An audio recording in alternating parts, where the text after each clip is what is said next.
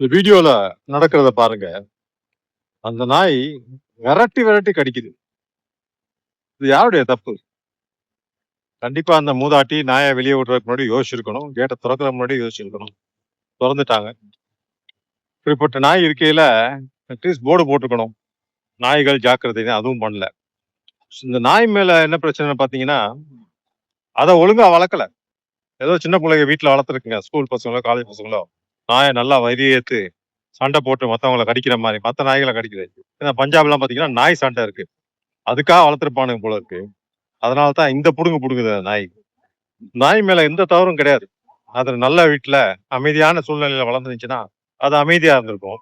ஏதோ தீவிரவாத கும்பல்ல மாட்டிக்கிட்டு அதுவும் தீவிரவாதியா மாறிடுச்சு. இதே தான் இந்த திருநாய்கள் பிரச்சனை.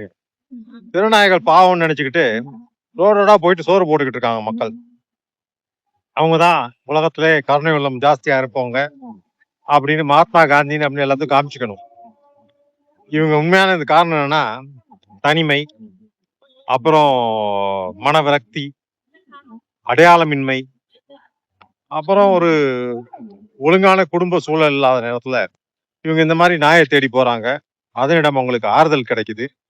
பிஸ்கட் போட்டா நாய் வாலாட்டுது. அது யார் போட்டாலும் வாலாட்டும். ஆனா அது இவங்க மேல ஏதோ தனியா பாசம் இருக்க மாதிரி இவங்க நினைச்சுக்கிட்டு தெருவெல்லாம் விரட்டி விரட்டி சோறு போடுறாங்க. நாங்க இருக்கிற ஒரு இடத்த பாத்தீங்கன்னா, ஒரு பிரபல நடிகரின் மனைவி அவங்க வந்ததுல இருந்து நாய் தொல்லை அதிகமாயிடுச்சு. ஏன்னா அவங்க விரட்டி விரட்டி நாய்க்கு சோறு போடுறது. இவங்க மட்டும் இல்லாம இன்னொருத்த வீடு இருக்கு. அவங்க வந்து பைக்ல போய் ரோடு ரோடா சோறு போடுறாங்க. அதே ஏரியால. இதனால நாய்கள் அதிகமாயிடுச்சு. 3 நாய் இந்த இடத்துல 30 நாய் இருக்கு இன்னைக்கு. அது மட்டும் இல்ல. இவங்களுடைய நண்பர் நண்பிகளே இவங்க நாய்க்கு சோறு போடுறாங்க தெரிஞ்சுக்கிட்டு, அவங்க என்ன பண்றாங்க? நாயை கொண்டாந்து இங்க விட்டுறாங்க. சோ அதுவும் பெருகிட்டு இருக்கு.